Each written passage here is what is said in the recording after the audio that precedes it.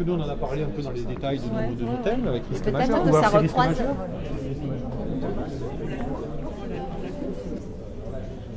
Bon, je te laisse faire, hein, si ça passe bien.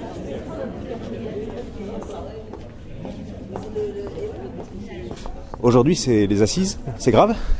Ah non, c'est pas grave du tout, au contraire, c'est l'aboutissement de 4 mois de travail qui va se conclure par une synthèse de tout ce qu'on a fait dans les ateliers thématiques qui traitent de tous les sujets qui concernent Moguio, hein, parce que c'est une élection municipale, c'est une liste d'intérêt général qu'on prépare et un programme pour la commune.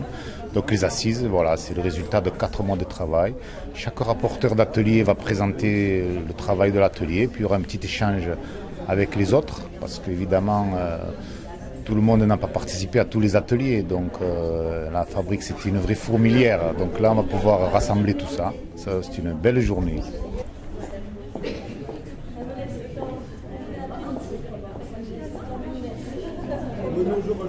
C'est ça, la démocratie participative, c'est d'abord ce travail d'atelier, de concertation le plus large possible? Absolument, bien sûr. C'est bien la démocratie participative parce que ces idées sont les idées des citoyens et qu'il faut arriver à prendre en compte. C'est d'ailleurs ce qu'on a promis, nous, à nos électeurs. Donc voilà, aujourd'hui, je pense qu'ils seront satisfaits du travail que nous avons accompli. Vous avez participé, vous, à plusieurs ateliers. Expliquez-nous un peu comment ils ont travaillé, ces ateliers. Comment vous avez travaillé en atelier? Alors personnellement, j'ai travaillé sur 2 thématiques qui sont l'environnement et la fiscalité. Le fonctionnement est très simple, on se réunit régulièrement, en général 1 fois par semaine. Les personnes qui étaient intéressées s'inscrivaient et puis ensuite on échangeait par mail. Lorsque l'on organisait les réunions, on discutait des différents sujets, des différentes idées. Chacun faisait des recherches de son côté et ensuite c'est la contribution de chacun qui finalement petit à petit a permis de construire la synthèse de chaque atelier avec en général un bilan, un état des lieux de l'existant et puis bien évidemment beaucoup d'idées nouvelles pour le prochain mandat. Vous, sur le plan personnel, qu'est-ce que vous aurez retiré de cette aventure? Alors sur le plan personnel, moi c'était l'envie de pouvoir débattre, hein, parce que c'est très difficile actuellement de débattre avec les gens. Hein, la conversation est vite close sur les sujets qui m'importent. Donc là j'ai rencontré des gens qui avaient vraiment envie de trouver des solutions et donc pour moi c'est très positif plutôt que de passer son temps à se plaindre et à décrire tout ce qui va mal dans notre société, tout ce qui va mal à Moguio, tout ce qui voilà. Mon idée c'était vraiment d'aller voir s'il y avait des gens à Moguio qui avaient envie de construire autre chose et qui donc avec une vision positive de l'avenir. Bonjour. Bon, on va commencer par un sujet difficile à traiter parce que ce mot à travers urbanisme et logement, il y a 2 mots qui regroupent des champs énormes. Donc on va essayer d'être synthétique. On parlera de la fin de Moguio, puisqu'effectivement la fin de Moguio est le lieu ici à Moguio de ce problème d'étalement urbain. C'est lui qui focalise aujourd'hui ce problème. Ensuite, on parlera de la mise en valeur du patrimoine urbain et de Carnon. On parlera de Carnon sur le plan de l'urbanisme. Et enfin, on va en petit couplet sur la requalification des zones d'activité. On est en train de bouffer encore les terres agricoles. Il y a 35 hectares qui partent pour fumer avec ce plan, dont je vous laisse apprécier la qualité d'ailleurs en demeurant. Ils sont tellement honte de ce plan que pour le trouver, il faut vraiment fouiller un dossier de 200 pages. Mais ça y est, on l'a déniché le plan, on va le montrer. On va dire c'est eux, c'est pas nous, c'est eux. Donc, effectivement, l'idée c'est de supprimer ça. Et à la place, il y a un projet économique, je laisserai peut-être Daniel en parler. Donc, juste rappeler, parce qu'il parle des zones commerciales et industrielles, que nous sommes la 7e commune du département et le 4e bassin d'emploi du département. Donc, c'est pas rien. Pour ce qui est de l'axe santé, nous avons comme objectif d'ouvrir une maison médicale sur Moguio-Carnon qui prendrait le relais des cabinets médicaux, c'est-à-dire qu'il pourrait être ouvert à partir de 18h30, 18h30, 19h30 jusqu'à 24h et bien sûr le week-end.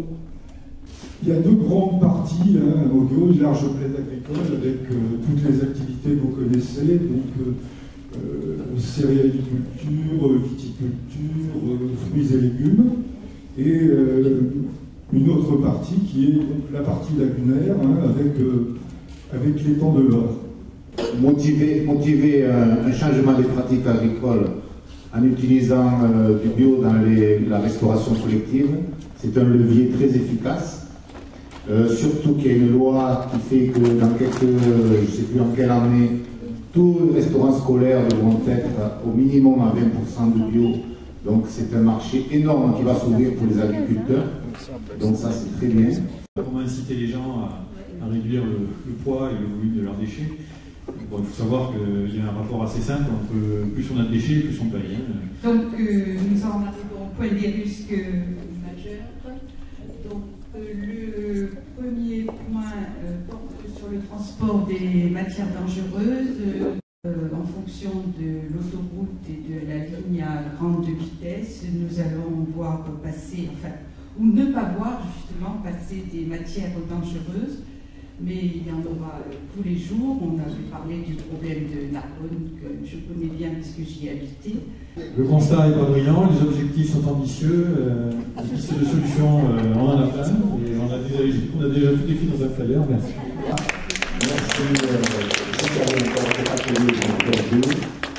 Donc le Novabus, ça ne permet pas d'aller au cinéma, ça ne permet pas, voilà, ça permet pas d'aller faire ses courses.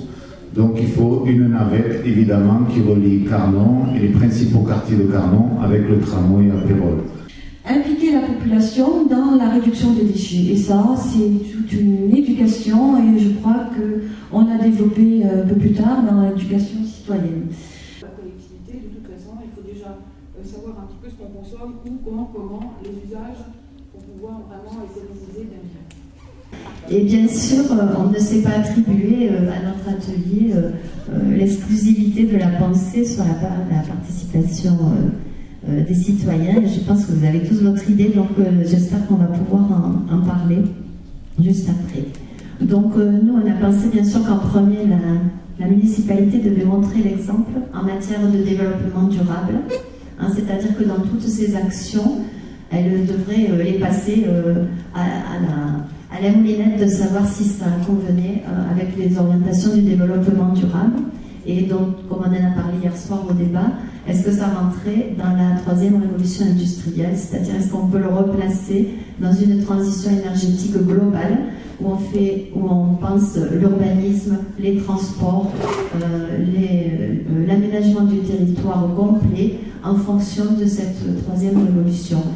Concernant les marchés, donc j'en connais des marchés, c'est-à-dire le marché qui est sur la place de la mairie, le marché aux fleurs, la saisonnée du dimanche, et celui qui est sur la circulade, en proposant donc d'occuper aussi bien la rue de la Portette que la rue Marcella Albert, avec un marché de l'artisanat local. On avait aussi parlé éventuellement de plus à certaines occasions.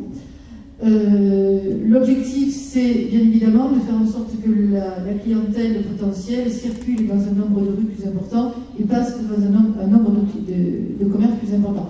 Si je peux me permettre, avant d'interrompre, j'aimerais remettre au nom de toute la fabrique, et pour l'avoir particulièrement éradié toute la semaine, un petit bouquet de fleurs à Marielle.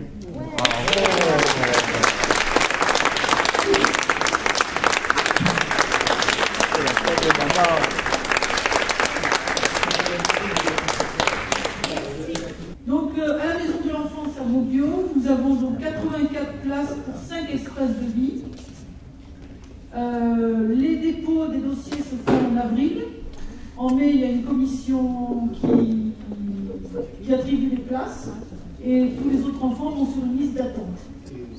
Un atelier nature, alors ça, je peux en parler très précisément parce que c'était mis en place dans mon village quand j'étais jeune, avec une personne qui part avec les ados sur la base du mercredi après-midi ou des vacances scolaires pour aller leur faire découvrir la faune et la flore et les sensibiliser à notre environnement.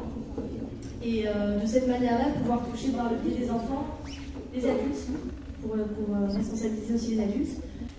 Notre mot d'ordre, c'est Kodak, pour toujours avoir un défi d'avance. Donc Kodak, coordonner, organiser, dynamiser, animer et créer.